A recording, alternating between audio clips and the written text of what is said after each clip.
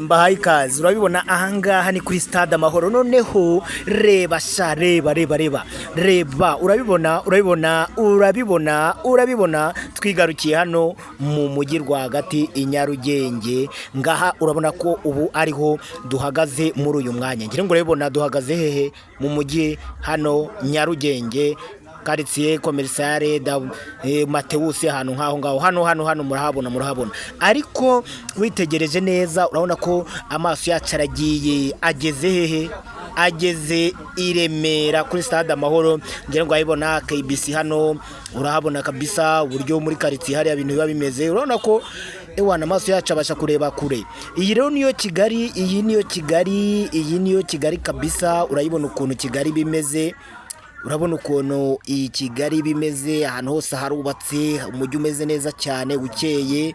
Urabona ahangaha, noneho uhagaze ahangaha reka duterere amaso hakurya mu Gasyata.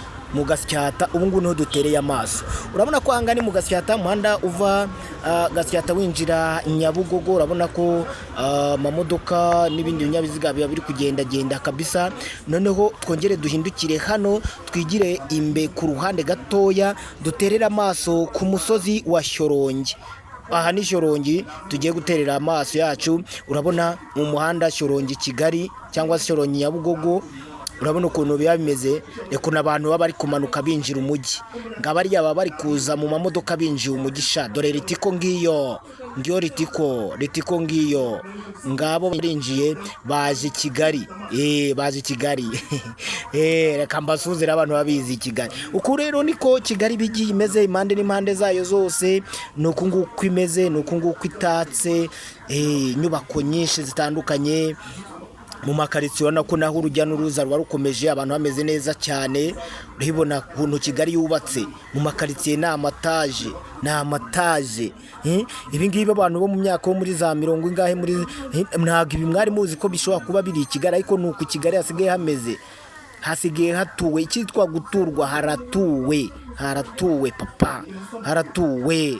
Nuko nguko Kigali imeze rero, nuko Kigali imeze. Nibwo buryo igaragaramo uyirebera kure, turi kureba iby'amaso yawe atabasha kubona. Ahangaha nibyo turi kubasha kubereka, urabireba neza.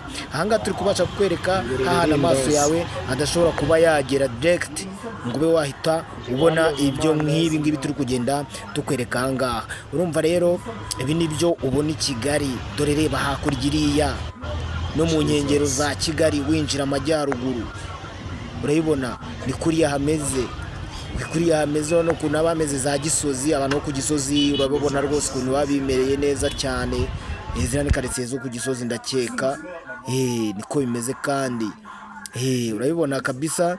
Rero uku nguku niko imeze, niko Kigali bimeze, niko wayibona uramutse uri hejuru cyane witegeye impande zose. Ariko ahangaha turi kwifashisha za kamera ziba zirenze cyane, nizo zibasha gukurura kure cyane, zikabasha kutwereka ahantu kure utabasha kureba uko ubonye.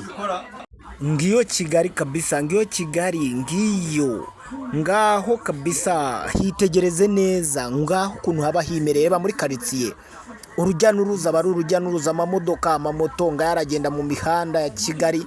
Ibintu bimeze neza cyane, aba ari umutekano.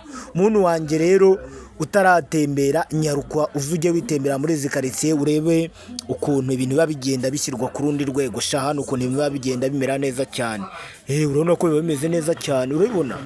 Urabibona izo ni quartier kabisa. Aho ni muri quartier, aho ni mu makaritsiye, hamwe abantu baba bagiye batuye bamerewe neza cyane, urumva.